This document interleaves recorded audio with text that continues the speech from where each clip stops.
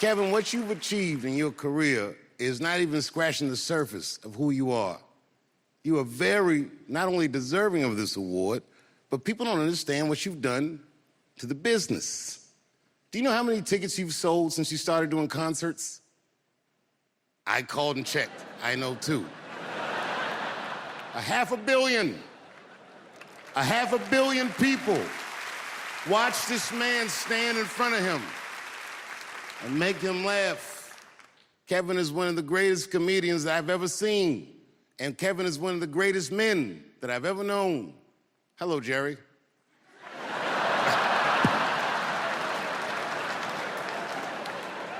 You bring joy to our environment. People don't know all the things that comedians go through and how difficult, how heavy it is to wear the crown. But man, I swear to God, you do it with so much grace, so much kindness.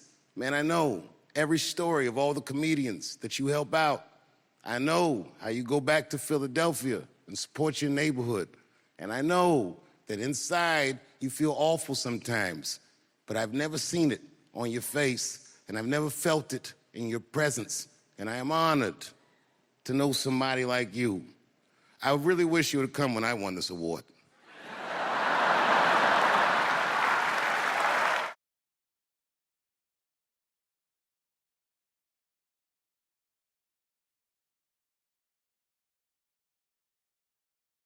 You know, if you black in show business and do too well, it's scary, nigga. Like, you gotta get the fuck out of the casino while the getting's good, while you're still winning. If you don't walk away from the table, that's how niggas get Kevin Harted. You already know. That's my man. I'm just saying, if he got a sex tape out, well, it's just a matter of time for me.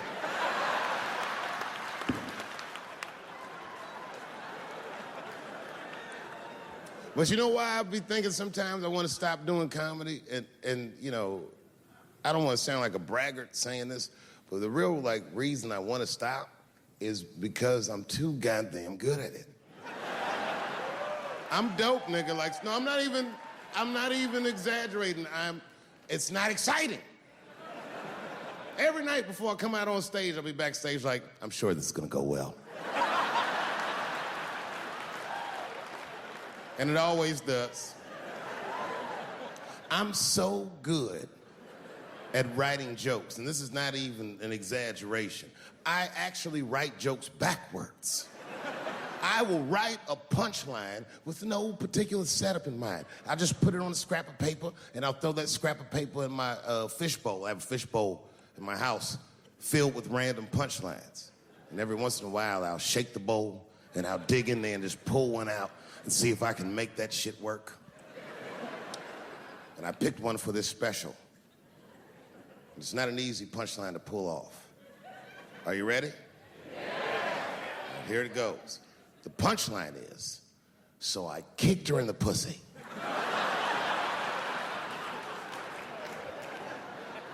I haven't finished the joke yet. I just know whatever happens in the beginning of the joke, at the end of the joke, for some reason, I'm gonna kick somebody in the pussy. And it's going to be hilarious. And you know what's weird? I've always been this talented. I can't remember a time when I wasn't. You know, when I was growing up, I was probably about 8 years old, and at the time, we were living in Silver Spring. Yeah. Yes. Common misconception about me in D.C. A lot of people think I'm from the hood. That's not true. But I never bothered to correct anybody because I wanted the streets to embrace me. As a matter of fact, I kept it up as a ruse. Like sometimes I'll hang out with rappers like Nas and them, and these motherfuckers will start talking about the projects. Yo, it was wild in the PJs, yo. And I'll be like, word, nigga, word. But I don't know. I have no idea. My parents did just well enough so that I could grow up poor around white people.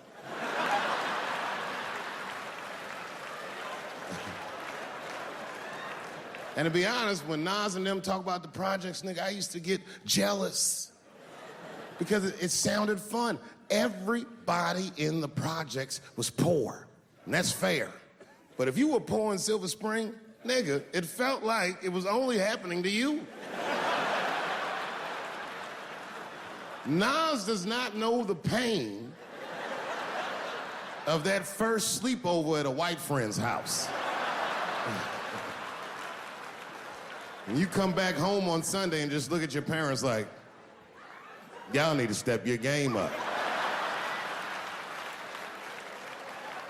Everything in Timmy's house works. Remember the first time you saw that? In the cold winter, and you'd be at a white friend's house and see the motherfuckers in their living room without their coats on?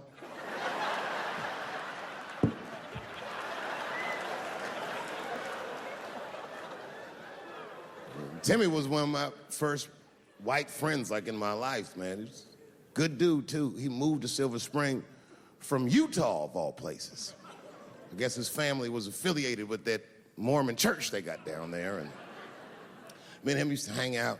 And one day I was at his house, we were just hanging out, and Timmy says, Dave, why don't you stay for dinner tonight? I said, oh, man, I'd love to, but I can't. If I'm not home before dark, my mother will kill me. That was a lie. My mother had several jobs. I hadn't seen her in like 3 or 4 days. And the only reason I lied to Timmy was because at that point in my life, it was my experience that white dinner wasn't delicious.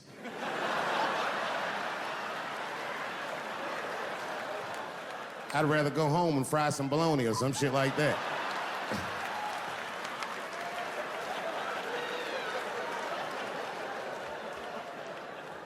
But then old Timmy threw me a curveball I wasn't expecting. He said, oh, it's too bad you can't stay, Dave, because Mom made stovetop stuffing. I said, what the fuck, stovetop? Well, hold on, nigga, let me make some phone calls real quick. I had seen that commercial so many times, I had dreamt of getting my hands on some of that stovetop stuffing. And finally, I met a motherfucker that actually had a box of stovetop in the house.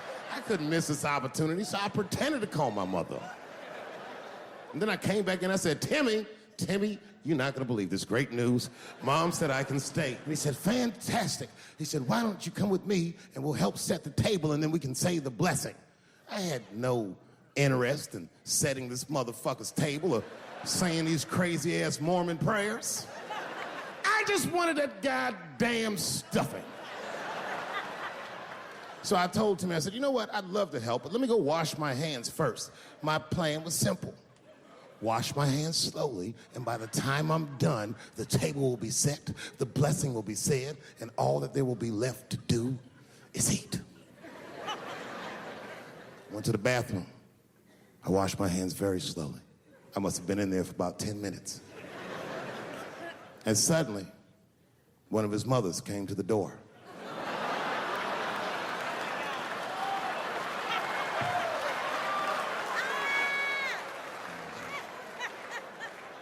She was like, hi, David, right? I said, yes, ma'am.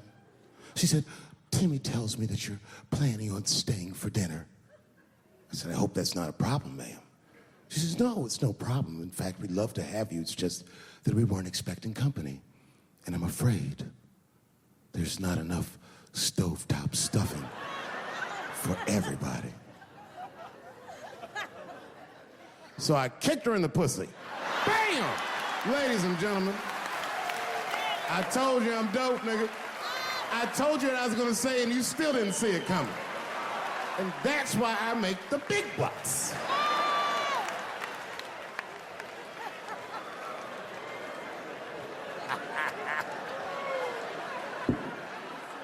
Oh my God. But there's a more important reason that I would stop doing comedy right now. And this reason is the real reason that's been percolating, and it really is the crowd, not you. I'm talking about the crowd on the big stage. It's too hard to entertain a country whose ears are so brittle. Motherfuckers are so sensitive, the whole country is turned into bitch-ass niggas.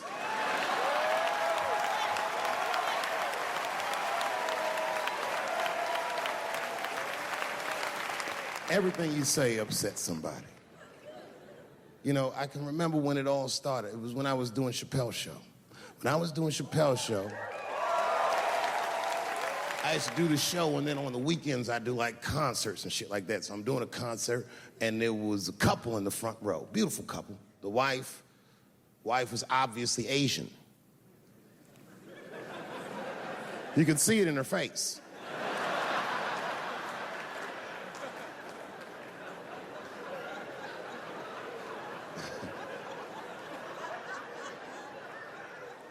The husband, this motherfucker was mysterious, to say the least.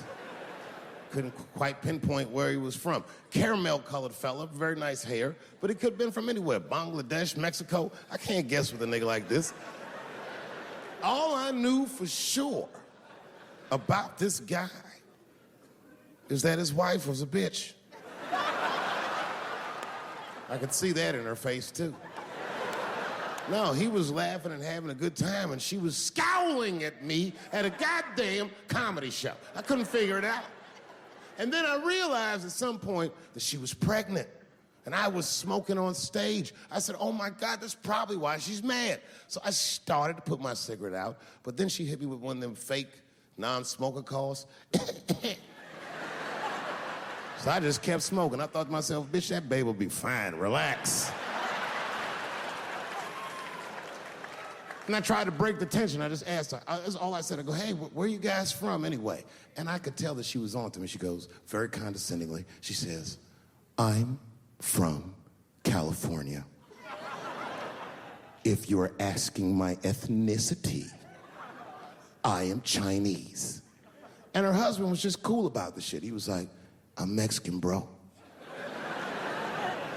I said, well, I'm sorry if I offended you by asking, but you're a very beautiful couple. And miss, there's no question that you're gonna give birth to the hardest working baby this world has ever seen.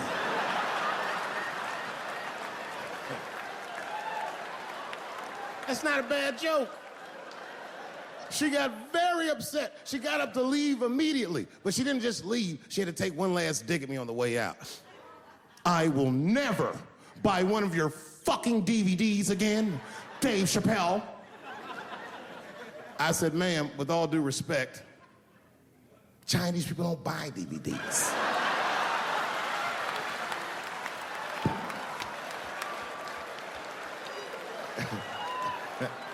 And the crowd went crazy. We were all laughing, having a good time. I didn't even think anything of it.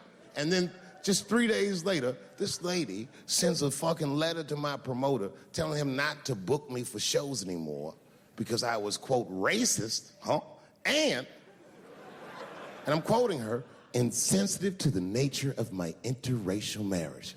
I was like, word, bitch, I was.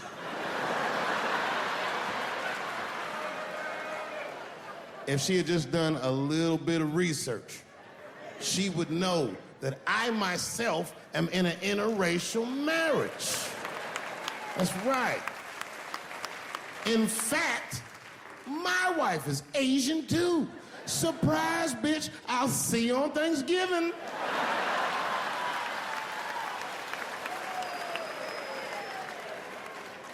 But my wife's not Chinese. She's Filipino. That's right. And our kids are Puerto Rican somehow, so there you go. But I don't give a fuck about interracial marriage. In fact, you know what? My mother is half white. A lot of people don't know that. Well, all right, you were a little too excited, but okay. A lot of people don't believe me when I say that, but it's true. You can't tell looking at me, but if I grew my hair out, you would think you was at a fucking Cat Williams concert. My shit is beautiful. But motherfuckers are just taking it too far. I don't know why or how everybody got this goddamn sensitive. You know who hates me the most? The transgender community. Yo, yeah, these motherfuckers. I mean, I didn't realize how bad it was. These motherfuckers are really mad about that last Netflix special.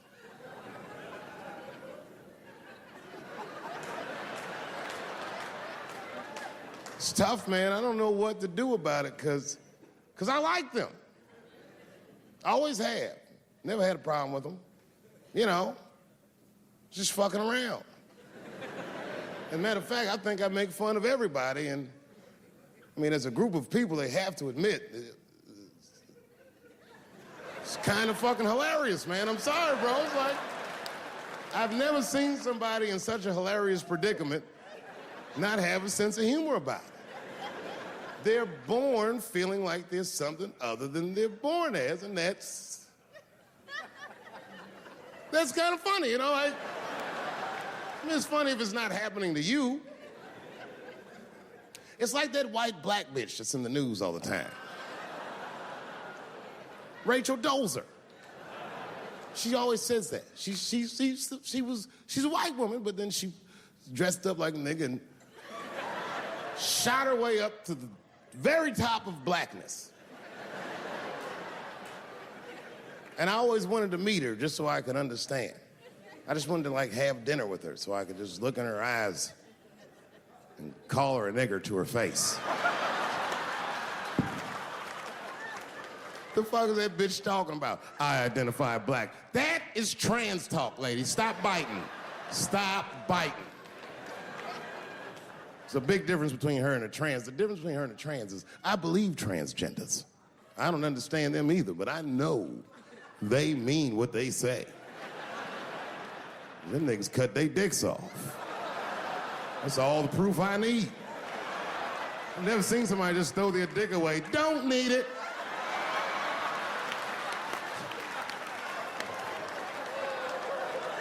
I don't understand, but I believe you and I support your decision, motherfucker. But how far is Rachel willing to go? What is Rachel willing to do so that we blacks can believe that she believes she's actually one of us? Bitch, are you willing to put a lien on your house so that you can invest in a mixtape that probably won't work out?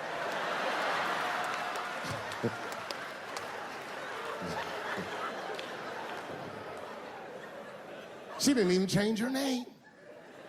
Didn't even change her name. Her name is Rachel. I can't believe in that name. If you want my support, you're gonna have to change your name to the blackest shit I've ever heard. Bitch, you're gonna have to change your name to Draymond Green. I don't know a blacker name than that. That shit is black on paper. If you type Draymond Green into Airbnb, that shit will log off automatically.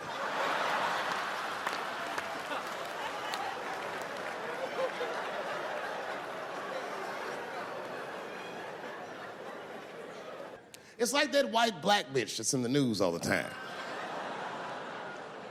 Rachel Dolezal. She always says that. She's a white woman, but then she dressed up like a nigga and shot her way up to the very top of blackness. But how far is Rachel willing to go? What is Rachel willing to do so that we blacks can believe that she believes she's actually one of us? Bitch, are you willing to put a lien on your house so that you can invest in a mixtape that probably won't work out?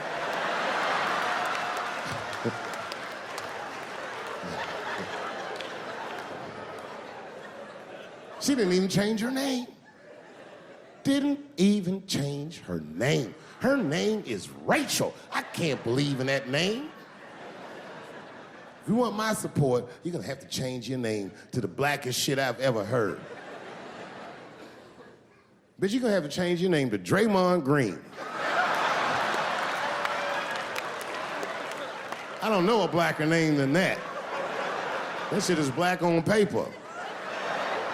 If you type Draymond Green into Airbnb, that shit will log off automatically.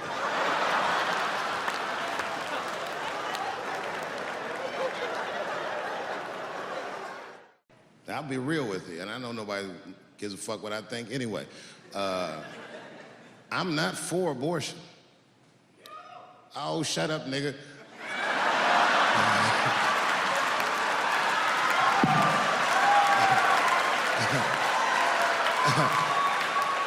I'm not for it, but I'm not against it either. It all depends on who I get pregnant.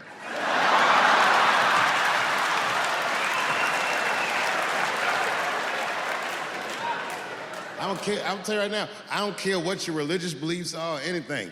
If you have a dick, you need to shut the fuck up on this one. Seriously.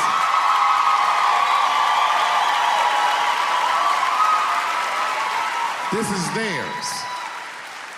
The right to choose is their unequivocal right. Not only do I believe they have the right to choose, I believe that they shouldn't have to consult anybody, except for a physician, about how they exercise that right.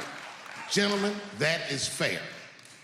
And ladies, to be fair to us, I also believe if you decide to have the baby, a man should not have to pay.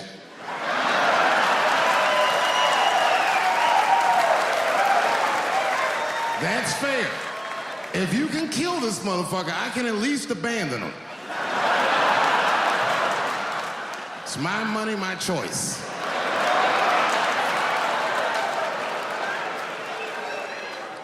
And if I'm wrong, then perhaps we're wrong. Figure that shit out for yourselves.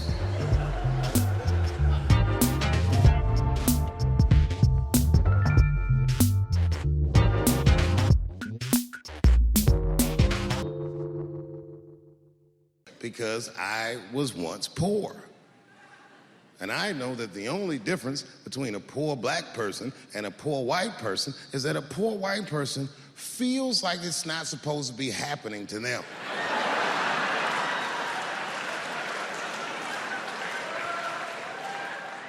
Everything else is the same. I know what it's like to have a cold house. I wasn't allowed to touch the thermostat growing up without asking my father. And it would be fucking freezing in the house. I'd be like, Dad, please, can I please just turn the heat up to like, I don't know, 32, nigga? It's really cold.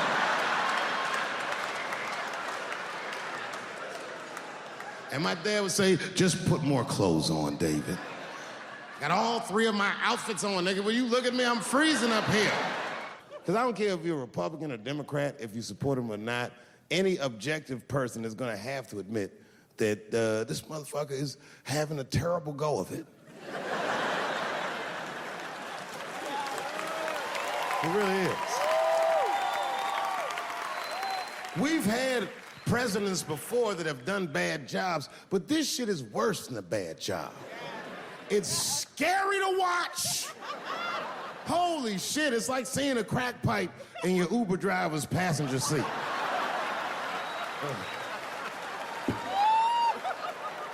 The fuck is wrong with this guy? Yo, he is lunching, nigga. I watched Donald Trump in a press conference, and this motherfucker had all the media gathered, and this nigga literally asked the media to their face to stop finding shit out. I was like, yo, this motherfucker is bugging. And then, I'm not even making this up, his lips started sweating. His lips. Have you ever seen a motherfucker's lip sweat? What the fuck is wrong with this nigga's lips? It's like if you're on a plane, right? You ever been on a plane? I get scared to fly. I do it all the time. I be scared on there. And sometimes the plane will hit turbulence. And then I get nervous. But I always look at the flight attendant, and she looks calm, and it makes me feel calm. But if that bitch's lips were sweating, it's terrifying. Like, yo, nigga, why are your lips sweating? What do you know? And then, I'm not even making this shit up. This motherfucker grabbed the podium, he goes, you don't know how scary the things I read in my briefings are. And I was like, holy shit, man, you ain't supposed to tell us that, bro. That's bad leadership. Even as a parent, you think I'm gonna sit my kids down? Hey, little man, come here real quick. I just wanna holler at you for a second. Yo, I'm 3 months behind on the rent, nigga, and I am worried. Very worried. Go to school and have a productive day, nigga. I was just thinking out loud, getting some shit off my chest. I'm like, what the fuck are you doing, bro? This is bad, man. Jesus Christ. All this motherfucker's ideas sound like high people ideas. Like, he doesn't think these things through before he tells us. He just tells us what he's thinking as soon as it occurs to him. This shit sounds nuts. I'm gonna go to China, and I'm gonna get those jobs from China and bring them back here to America. For what, nigga? So iPhones can be $9,000? Leave that job in China where it belongs. None of us want to work that hard. The fuck is he thinking? I want to wear Nikes. I don't want to make them shits. What the fuck are you doing? Stop trying to give us Chinese jobs. I am going to bring back coal. Coal? I'm not even exaggerating. I have never in my life even seen a fucking lump of coal. I honestly don't even know what coal is for. If you're gonna have motherfuckers digging around in the dirt looking for shit, find me some truffles, nigga. That's what I'm about. And these truffle prices are getting out of control. If it gets any worse, I'm gonna be back down to regular butter like everybody else. Terrible, terrible job. This motherfucker hit North Korea with rap battle threats. Fire and fury, like, yo! Yo, what are you doing?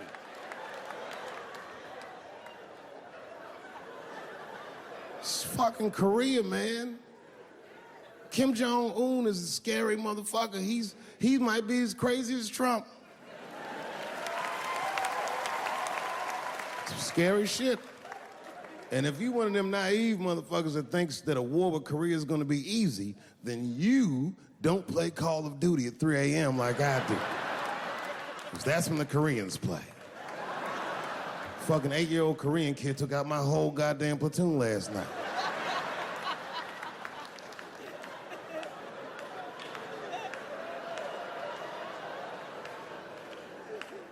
I've never seen somebody in an office so high with the most just basic fucking solutions. Like, you know, we should not let any more Muslims in the country till we can figure out what's going on. Did he just say, figure out what's going on? Who doesn't know how to do basic math? Let's count it out, okay? There's been 17 mass shootings in the United States. 4 of them were done by Muslims. None of those 4 Muslims were from any of the 7 countries in your stupid-ass original band.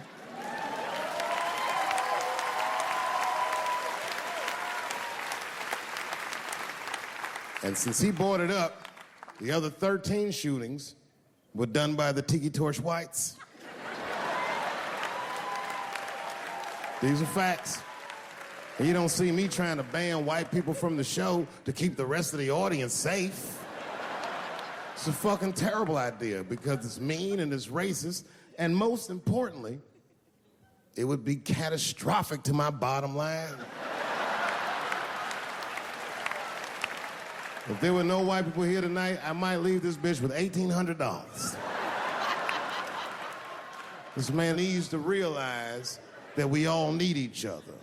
And that's why we will never, ever be able to beat China. Because everybody in America is racist, and everybody in China is Chinese. This motherfucker called it all wrong. And don't believe the media either, because as all this shit is happening, the media is trying to make us believe that the extremities amongst us are the norms. We can disagree, that's fine. And most of us are keeping a cool head about this shit. You know what I mean? Americans generally respect one another's beliefs, even if they don't share those beliefs. I know I do. I respect everybody's beliefs, except Amish people. Because they are the only ones that I can say clearly their God is wrong. The speed limit is 75 miles an hour in Ohio, and one lane of traffic is blocked by a goddamn horse and buggy. Nigga, your God is ridiculous. All the Amish people around my way know me, too. Not from television, obviously. They know me from the streets. Because when I see them horse and buggies, I'll pull the Porsche over and talk to them. Ezekiel. Ezekiel, are you sure that God doesn't want you to have any of this technology or this energy? Huh? Huh? I can't hear you, nigga. Let me turn this air conditioner off. What did you say? And them niggas be like, get away from me, ye. Ye tried to tempt me like the devil. Devil? Nah, bro. I'm trying to put you on to the game, Zeke. It's a big world out here, nigga. I just went 25 miles in 30 minutes. That's a day's journey for you. You don't even know what the weather's gonna be tomorrow, do you? I do. You don't even know that there's a valuable Pokemon right on your shoulder. Beep, ta-ta. Then I drive away. Huh? Oh, my vape pen? You want to hit my vape pen? Oh, sorry, nigga. I'm trying not to get herpes. My bad. I've been playing cat and mouse with herpes for 30 years now, buddy. Every night I go to the club, I'll be like, not tonight, herpes. No disrespect, I'm not saying you have herpes, I'm just saying 1 out of 5 people do. So let's just all be careful around this motherfucker and make sure that we leave with the lips we came with.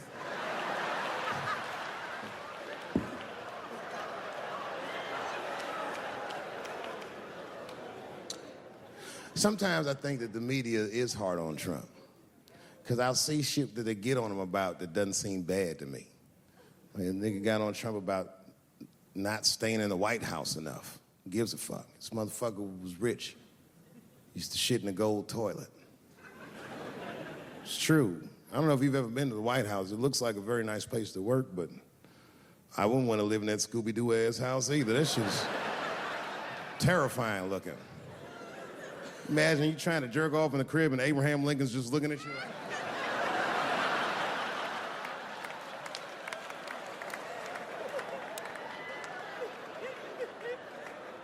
Shit, Bush didn't stay there either. He was rich too. He was like, fuck that, I'm going to my ranch in Texas. Obama was the first motherfucker to move into the White House like, this is a nice place. Look at this rug.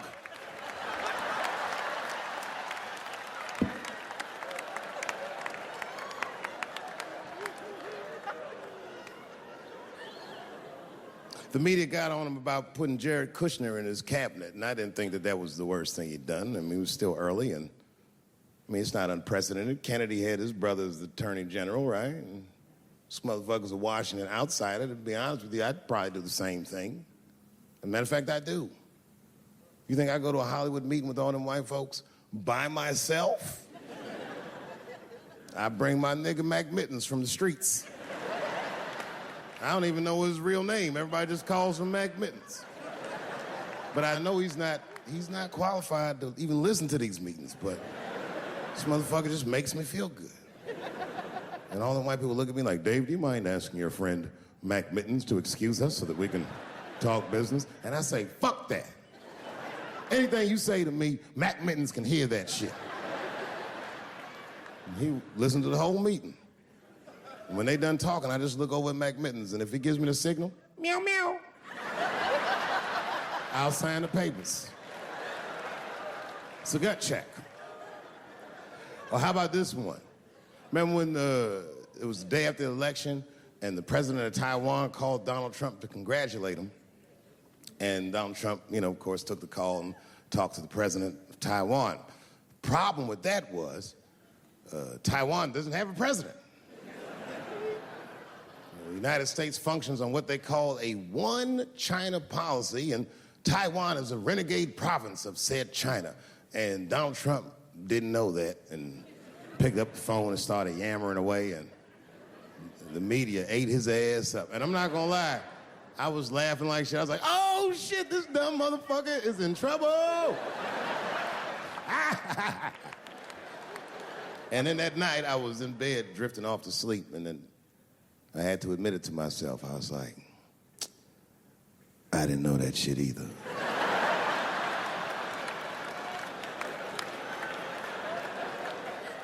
And then I realized the media got the story wrong. The story wasn't that Donald Trump took the call.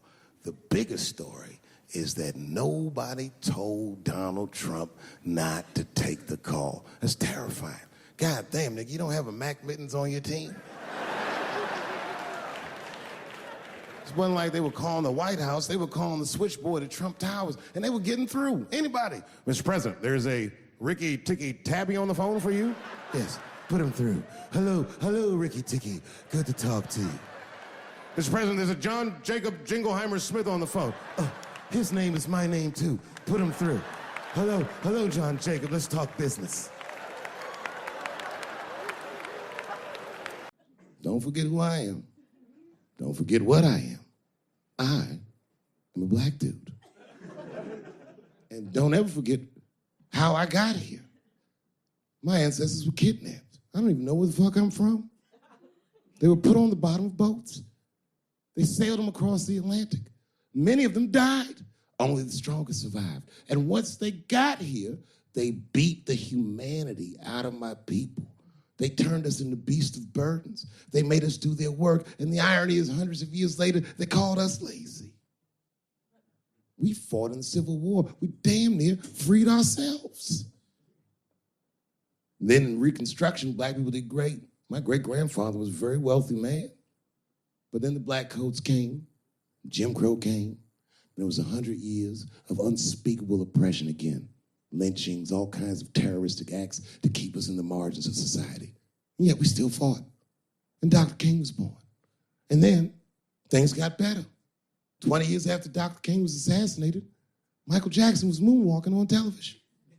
Something, Barack Obama.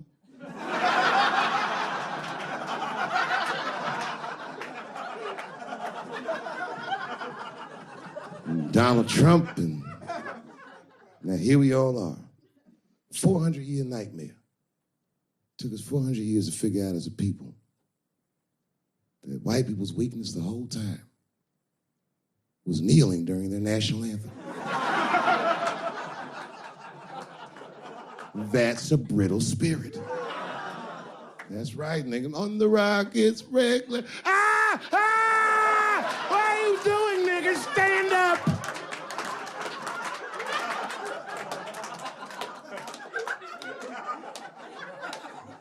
The Vice President of the United States got involved. Mike Pence got involved. He went to the game himself. These niggers will have to stand when they see me.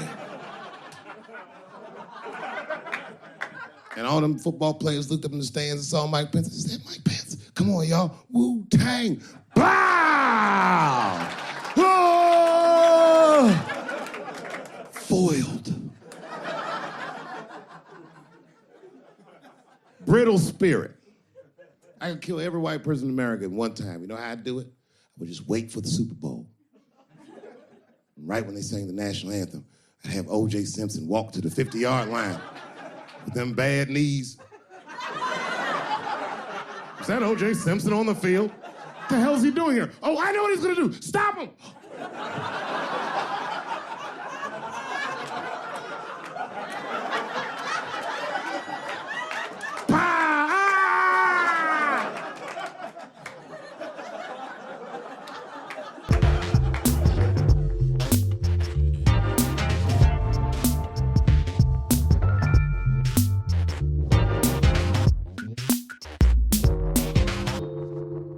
Have a great life, but it's not a perfect life. But it's good. My shit's like an above-ground pool. You ever seen one of them? Yeah, it's a pool.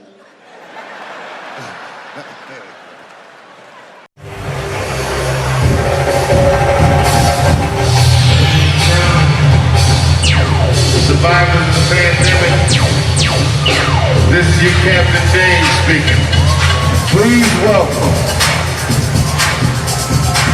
Erica Badu.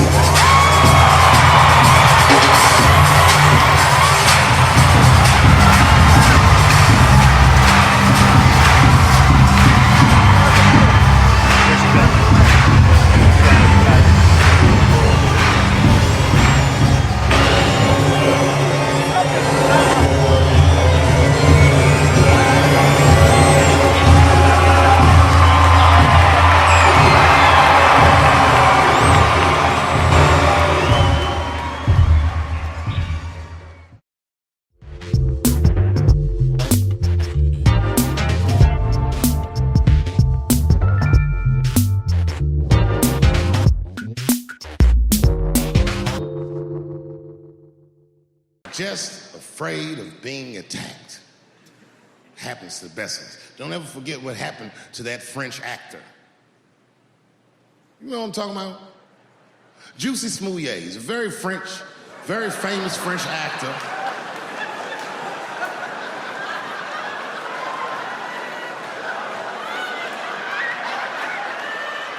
Y'all never heard of Juicy Smouillet? Juicy Smouillet is an actor from France.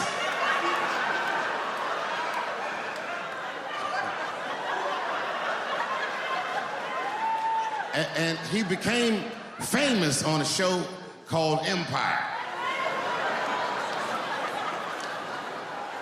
One night, he was in Chicago late at night and was the victim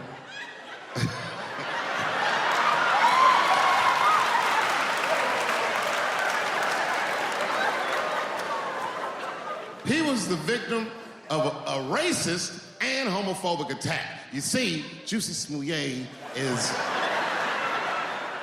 gay and he is black, not just French.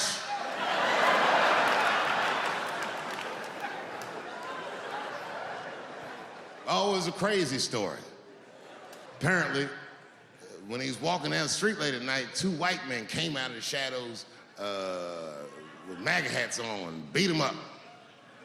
Tied a rope around his neck, called him all kinds of niggas and put some bleach on him and ran off into the night. This shit was like international news.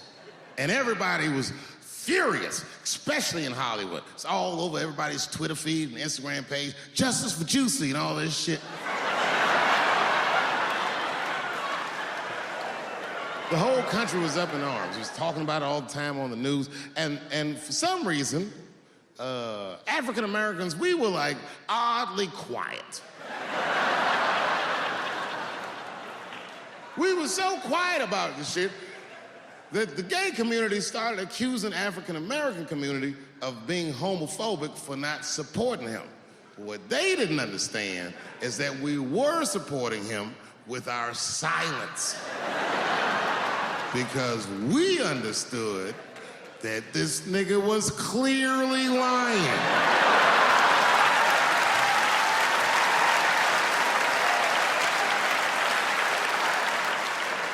None of these details added up at all. He said he's walking down the street in Chicago and white dudes come up to him and say, "Hey man, aren't you that faggot nigger from Empire?" A fuck? Does that sound like how white people talk? I know white people. They don't talk like that. Are you that faggot nigga from Empire? They would never say that. It sounds like something that I would say.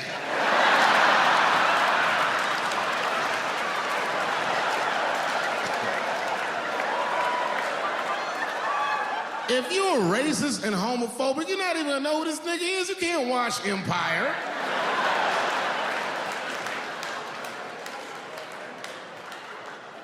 Black people never feel sorry for the police, but this time we even felt sorry for the police. Can you imagine if you was a police veteran taking this kid's police report? Okay, Mr. Smouillet, please tell me what happened. All right, 2 a.m., You left the house at 2 a.m. It's minus 16 degrees. Right? You were walking. All right. And where were you going? Subway. Sandwiches?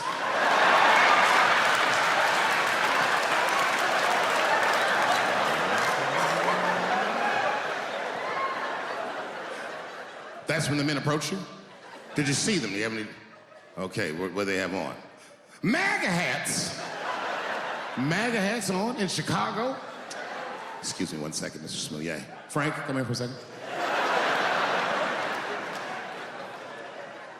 Find out where Kanye West was last night.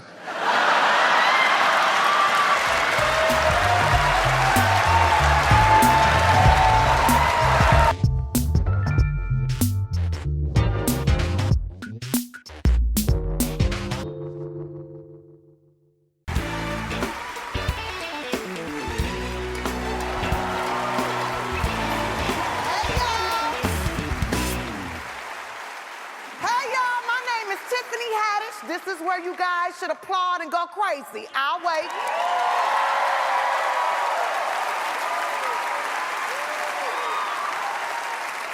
Dave, I see why you wear these. They are so comfortable. Look at this room, y'all. Look at this room. Look at the people we got here at this party. Yes. Comedians, actors, and musicians are all here for one man. We're all here because Dave brings people together in a way that maybe no one else in the world can. I met Dave over 20 years ago, and we've been friends ever since. Dave, you have always been my mentor, my big brother, and every time I step on stage, every time, I think of you because I've always want to make you proud because you the GOAT. You know, you're the greatest. What I love about Dave is his spontaneity. My favorite story with Dave was on Christmas, one year after I finished feeding the homeless at the Laugh Factory. I do that every year because I never forget where I came from. Not the Laugh Factory, homeless.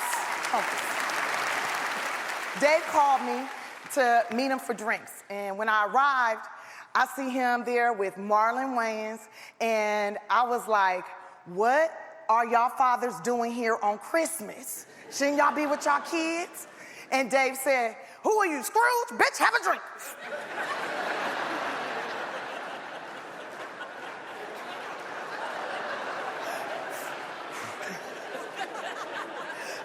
So we laughed and joked till about 1 a.m. And Dave was like, y'all wanna go bowling? And we were like, ain't no bowling alley open on Christmas this late. Like, what you talking about? And he started laughing. He said, do you realize I'm Dave Chappelle? He made a phone call, and then we jumped in his SUV, and then we started going up this hill, and then we pulled up to these huge gates. I mean, huge. I was like, are we finna be bowling at Jurassic Park? We get out the car, go to the door, and guess who opened the door? Guess who opened it? I said gas, bitch, gas. Eddie Murphy opened the door. We was at Eddie Murphy house. And I was like,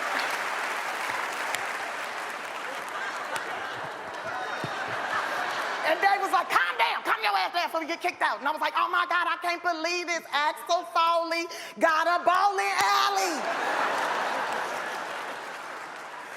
Man, we must have talked and laughed and shared stories for hours. And that's the kind of guy Dave is, just spontaneous. And he's magical, and he's a horrible bowler.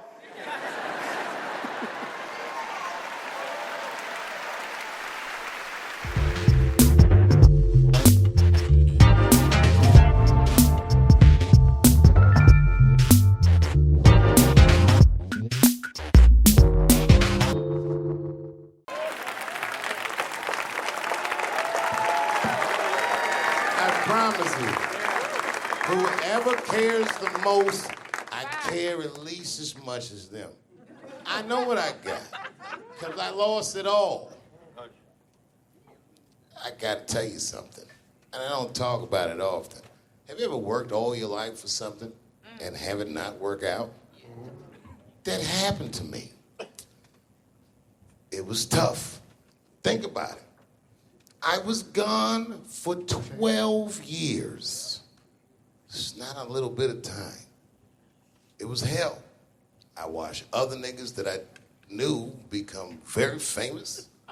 I watched the world go on without me. I mourned the loss of it. And after a while, I didn't care. Coming back was terrifying. I understand what I am. I really do, more than anybody. Like when they write about me in history, I'll be dead reading it like, yeah, I knew they'd say that. They say that a person can't dream of a face they've never seen. Can't believe that's true, but it's probably true. Boy, I got a long bank of faces.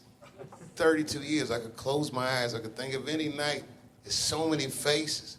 Every night, most nights, they're all looking up, smiling. You have no idea what the world looks like from there. All different races, all different colors, all different kind of beliefs, just looking at me, smiling for 32 years, night after night.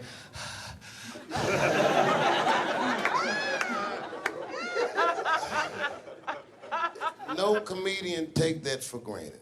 I swear to God, this might be the noblest of professions. Robin Williams had a bar that I loved. He said comedy is the only job you can have where you can use everything you know. And that's true.